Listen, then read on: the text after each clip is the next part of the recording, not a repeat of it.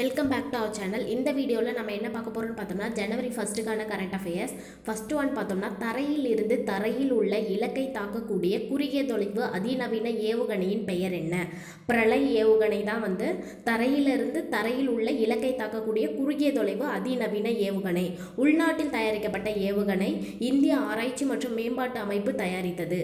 1000 kilo வரையிலான வெடிகுண்டுகளை சுமந்து சென்று 500 கிலோமீட்டர் வரை பாய்ந்து தாக்க வல்லது. இந்த ஏவுகணையை தான் ராணுவத்தில் சேர்க்கிறதுக்காக திட்டமிட்டிருக்காங்க.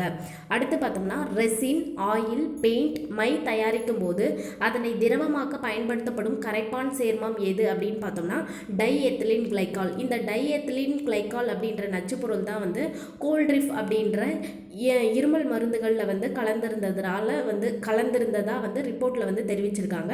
இந்த டை எத்திலீன் கிளைக்கால் அப்படின்றது ஒரு நச்சுப்பொருள். திரவ மருந்துகளில் புரோப்பலின் கிளைக்கால் சேர்மம் தான் கரைப்பானாக பயன்படுத்தப்படுகிறது.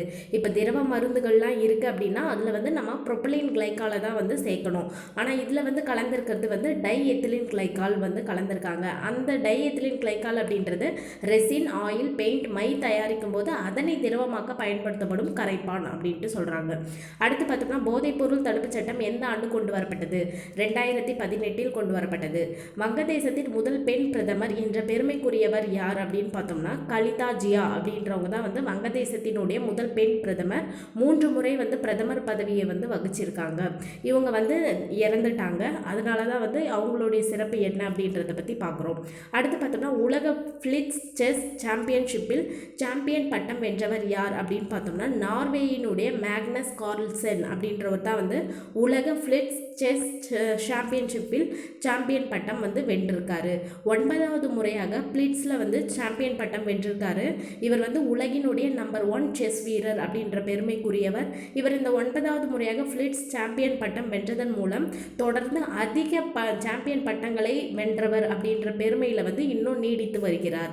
இந்த உலக பிளிட்ஸ் செஸ் சாம்பியன்ஷிப் போட்டி எங்கே நடைபெற்றது அப்படின்னு பார்த்தோம்னா கத்தாரில் நடைபெற்றது. அடுத்து உலக ரேபிட் மற்றும் ஃபிளிட்ஸ் செஸ் சாம்பியன்ஷிப்பில் இரு பிரிவுகளிலுமே விஸ்வநாதன் ஆனந்துக்கு பிறகு பதக்கம் வென்ற ஒரே இந்தியர் என்ற பெருமையை பெற்றுள்ளவர் யார் அப்படின்னு பார்த்தோம்னா அர்ஜுன் எரிகைசி. அவங்க தான் உலக ரேபிட் மற்றும் ஃபிளிட்ஸ் செஸ் சாம்பியன்ஷிப்பில் இரு பிரிவுகளுமே பதக்கம் வென்றிருக்காங்க. இந்த ஃபிளிட்ஸ் செஸ் சாம்பியன்ஷிப்பில் வெண்கல பதக்கத்தை அர்ஜுன் எரிகைசி அப்படின்றவங்க வென்றிருப்பாங்க. Thank you friends. இந்த வீடியோ உங்களுக்கு பிடிச்சிருந்தால் லைக் பண்ணுங்கள், உங்கள் ஃப்ரெண்ட்ஸ்க்கும் ஷேர் பண்ணுங்கள், மறக்காமல் சப்ஸ்கிரைப் பண்ணுங்கள். தேங்க்ஸ் ஃபார் வாட்சிங்.